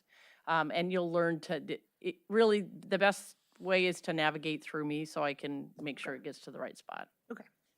But I understand advocacy, and you know the system because you've gone through the system as well. So I don't want to discount that, but Yeah, it was just I Nuances. saw IT right here, so I get it. I picked on him. Well, the other thing that we need to remember there is that Antoinette is many times our link to the superintendent. If we Yeah. can't reach the superintendent, Antoinette will take care of it for us. So, if there's something that you feel like you need, you guide it to Antoinette and the superintendent, and Antoinette will help us Navigate it. make sure that it Yep. happens. That's a good point. So I was just making a point, like, I don't call the superintendent, I want to schedule a meeting space at Modesto High for some, so I just call Antoinette, she didn't need to know that, because it was nothing to do with anything going on, we just needed a space. So I went with Antoinette, and she just kind of scheduled, and we had to take it out we didn't have to Yep. loop her in, because she knew, and then she would right away know, she needs to know this, or That's true. I forgot about Antoinette, but you're right. Antoinette does a lot. Never forget about She does a lot. yeah, so, and that's just an example, like, I knew it was nothing that she needed to know, it was just a meeting space for students and to meet there, and then it was fine. Just went to her, and if it was something, she would have brought it to the superintendent, and then she would circle back with me if it was an issue. That's kind of how, that way I don't just text her for stuff that is not even that important for her to be in her. Antoinette will be your best friend. Other points on that? Good question, good discussion. I think you heard this once this evening, but it's an important concept. A board meeting is a meeting of the board in public. It is not a public board meeting. That's an important concept, but the fact that it is a meeting in public is the whole basis for the Brown Act as well. And so I think that was pretty well covered earlier. I so appreciate this because there was a board member who totally disagreed with this and really believed that we were having a public board meeting. And it created a lot of contention in how we did business as a board. And I think we even put it in our board protocols because it was so frustrating at the time. We had to actually change it later because we had it as it was a board meeting in public, and we didn't all agree on it. So it's really helpful. I think you determined how public input could be given on an individual agenda item. It's before the discussion of the board and not during. Yes, we changed that Yes. last year. Yes, That was remember really, that. yes, I thought that was a good change. And we said if it didn't work, we'd come back and reevaluate it and decide to do it differently. So Sally, you were instrumental in guiding us through that process. Yes. Thank you. that was Well, you're good. welcome. I think Juan was here that evening also. So, Yes. yes. Yes. So, board meeting protocols. The role of the board president. This is a question for Trustee Brown. Is it any different being the board president than being a member of the board? Most definitely. A lot more. You have to pay attention to everything that's going on, not just what you're thinking. Yeah, that's true. That is delineated on pages 5 and 6. And it's pretty detailed, and it covers a lot of territory. And it's something that does feel differently when you're sitting in that chair and trying to keep everything moving and acknowledging everyone, ensuring that you're following Robert's rules, you're following the Brown Act, you're following the agenda, you're I was gonna say, and remembering how to differentiate Mejia, Maestas. M1 and M2. So is this a voice of experience? I was poked fun a little bit for that. Good fun, though. Humor is also important, we know that. So is there anything in particular, Trustee Brown, that you think should be pointed out in this? Or maybe Trustee Lopez also, since you're fresh out of it? Something that is particularly challenging or?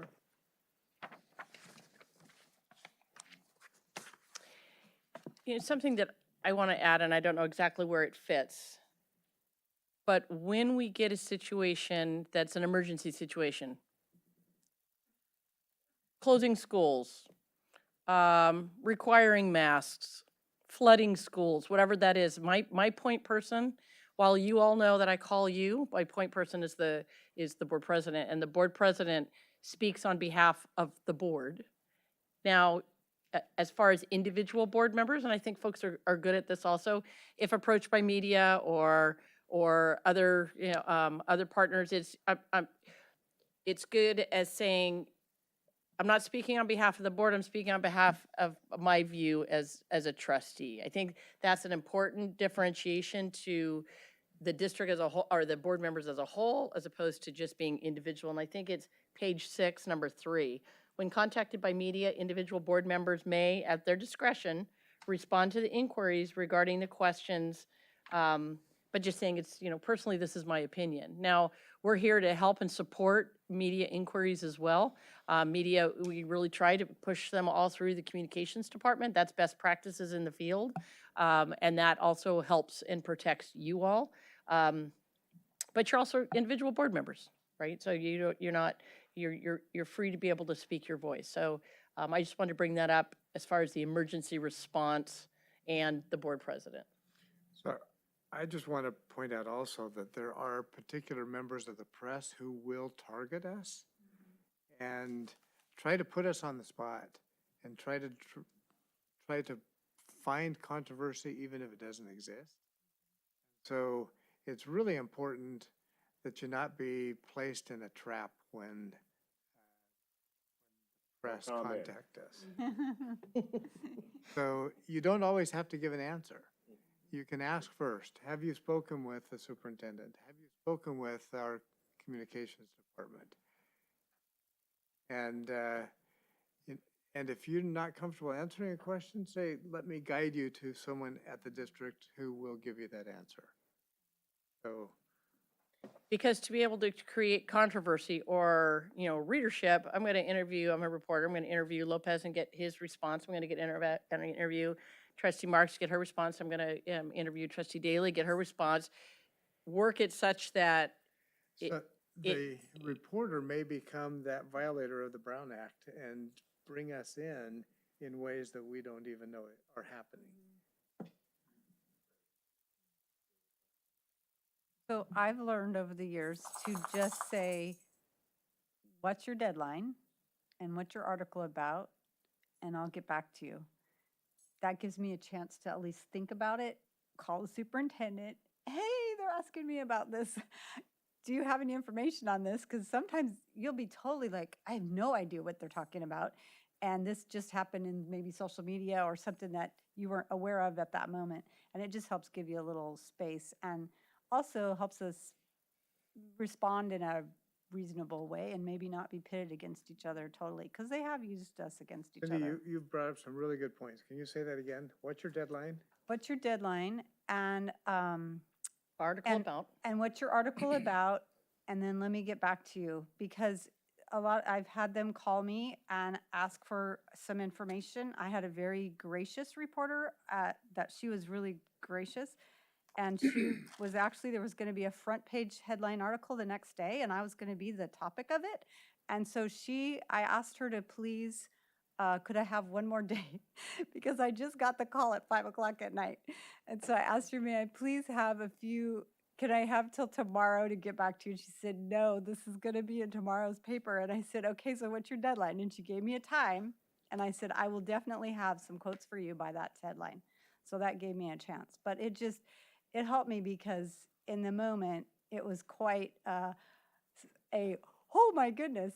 And then I had to calm down and just ask her when her deadline was. And she was very kind, because she said, you better get back to me tonight because this is going to be in tomorrow's paper. So it did end up being a front page article. So Well, Cindy, that what you just told us is really helpful, because anytime they call, we are on the spot.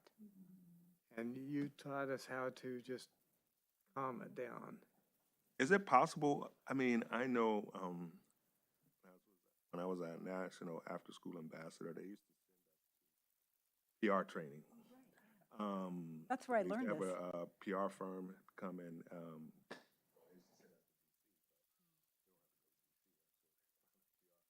PR firm to come and give us media training. So we can go over the stuff like that, and they teach you how to respond and how not to respond. I think that could be something we could build into, a workshop on, like this, or on Saturday. Something to remember is we do have a communications department that should be able to help and guide you through all of that. If you put a stopgap there, they can help you in helping you respond to whatever that particular situation is. And so you could have one-to-one mentoring and support. The piece that I want to make sure we lose here, the media is our friend.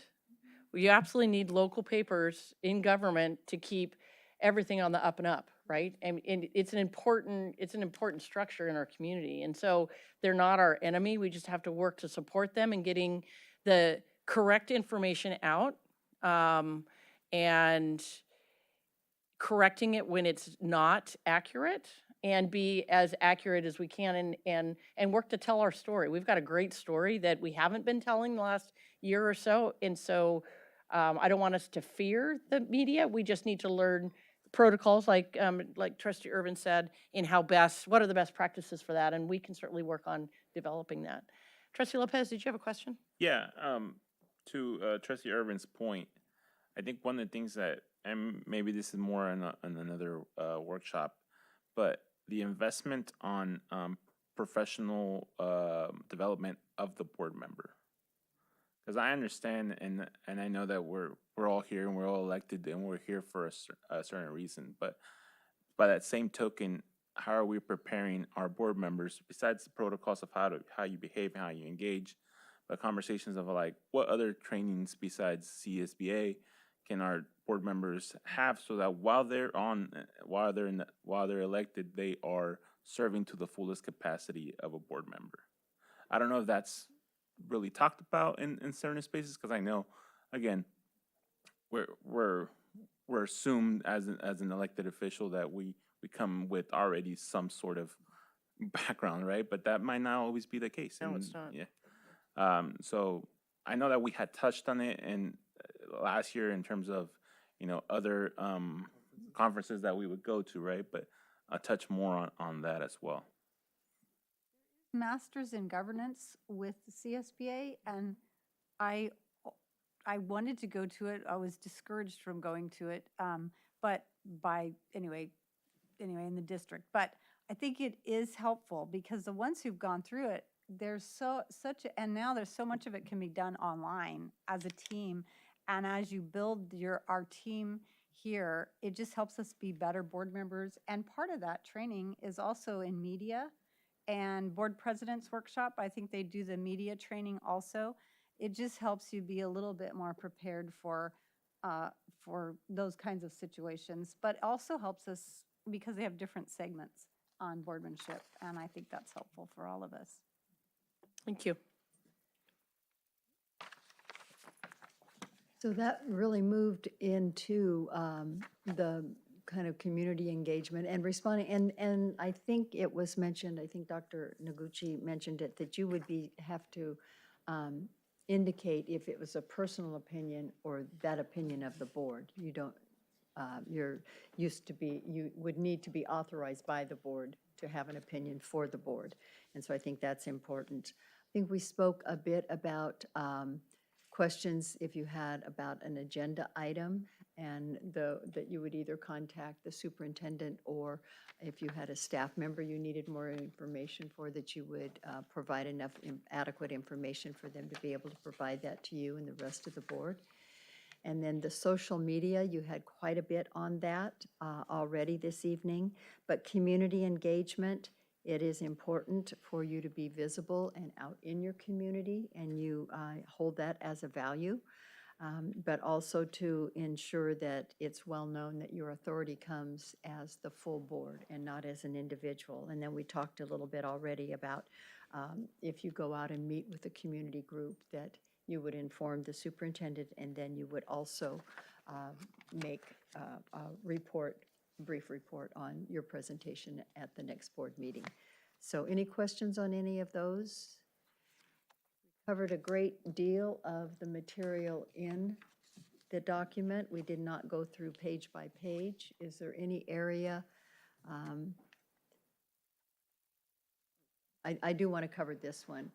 We've talked about this in terms of honoring minority opinions in that, but if everyone is thinking alike, no one is doing much thinking, and I think it's important to remember that. Conflict of ideas does not mean absence of mutual support.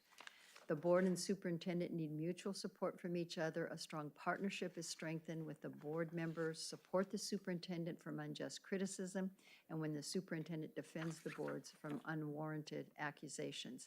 And Trustee Brown, I think this next one responds to your if a board member is overstepping, that constructive criticism should be welcome, but destructive and unjust criticism should be exposed. And typically, a board member would be the individual to do with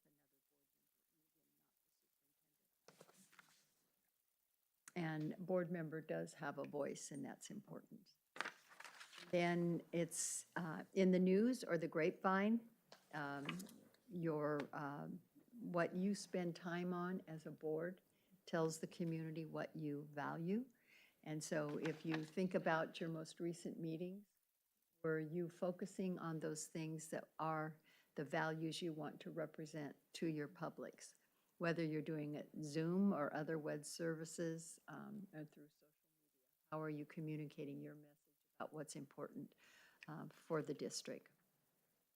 And then a closed session as it relates to Brown Act and other things, you are, the indemnity for you if you reveal information in closed session that is confidential information. And the last line there, the last bullet in the general rule for items in closed session is everything is confidential in there, and you need to treat it as such. Indemnity from the district does not cover you if you violate closed session confidentiality. What would be an example of real estate? If you're acquiring property or selling property, that can be discussed in closed session. So if you're negotiating a price, you certainly don't want to do that in open session. It becomes a confidential matter. Then it raises the value of that property pretty significantly if folks hear about it. And then, yeah, of course, any information about students or staff. And basically, anything you're in closed session about should be confidential, or it's really not appropriate for closed session. Questions, issues, concerns? Good interaction, great board. Just quick reference to the self-reflection document. And I often, on the rating scale, I often change strongly disagree to needs discussion or let's discuss. Because I think if it's really a self-reflection of how an individual feels, and once we send this to you in a fillable form, we can make that adjustment. But I also think the definitions are important as you review this. The trustee is the individual that's elected. The board is all of the elected trustees. And then the governance team adds the superintendent, the elected trustees and the superintendent. So you may want to just kind of peruse that after you've had a bit of time working as a new governance team. Anytime you add even one new member, you have a new governance team. And so looking through that, board unity, board role, board culture, structure, preparing for meetings and conducting meetings, and managing transitions. And managing transitions would be a good one to get opinions from the newest board member in terms of orientation to the role and that. So at a future time, you will be asked to complete this and kind of have a sense of how you're seeing, as an individual board member, how you're seeing the board as a whole and the governance team as a whole functioning. Questions on that? Some great discussion, some good ideas. I think some modifications to the protocols. That, I want to just thank you again for the opportunity to be here this evening. Wish you well. You're making great strides. Love it. Sally, can I refer back to something you said right at the very beginning? What do you expect from our work together? Does anybody have any recollections on that? What did you hope that we would get out of this, and did it meet your expectations? I said, I don't remember. I know we said it, but I didn't think about anything at that moment in time. But I felt like it was productive. No, I didn't think about it at the beginning. Well, I thought it was great. I mean, I wasn't sure what to expect. I knew it would be good, and I knew we'd go through a lot of information.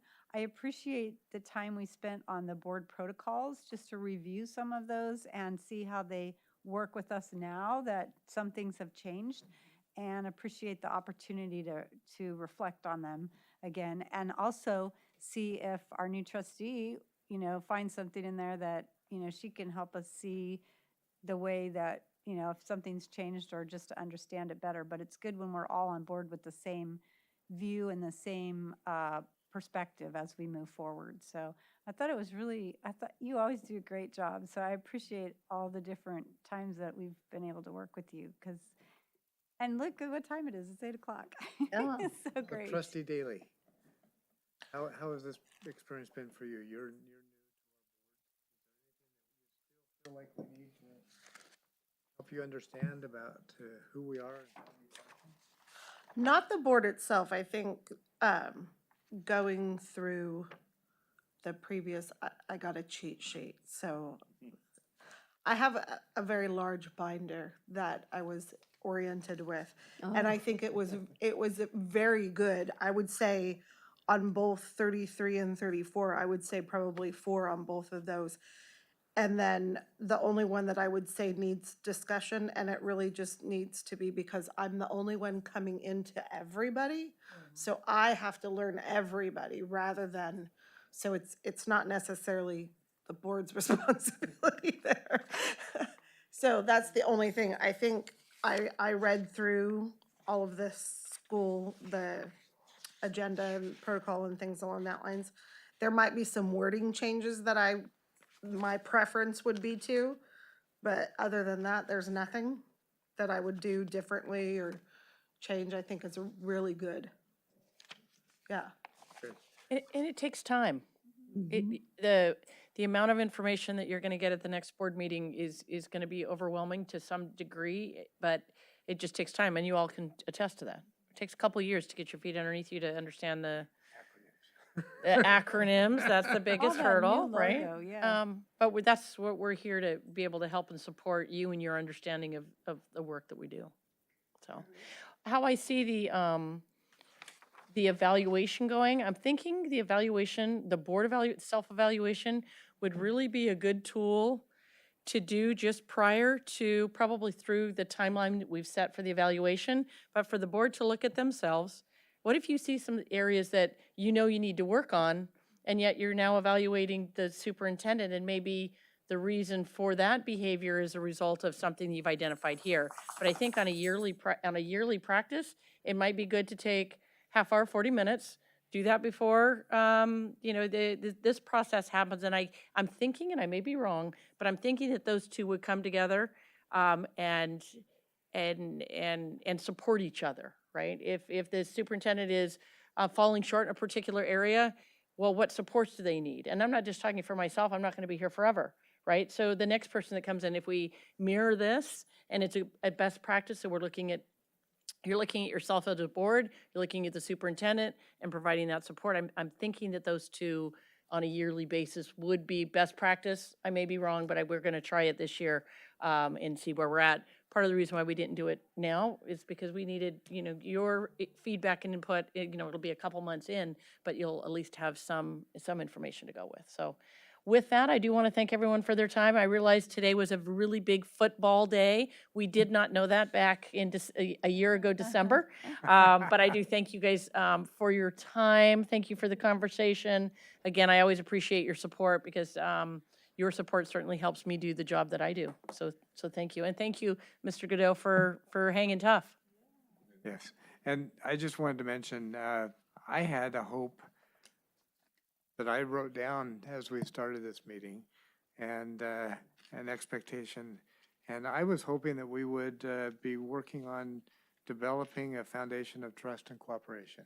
And I feel like we did a lot to accomplish that tonight, and I want to thank you, Sally, for your time with us and your wisdom. And we love having you join us, and you've helped us shape who we are, and we appreciate it. With that, Oh, yeah, now we'll close the meeting. Do I have a Oop, motion? Up. All right. I'll second. All in favor? Close the meeting. All in favor? I'm Aye. learning. Aye. Now do I have permission? Okay. You're just anxious to get that. Yeah, we're going.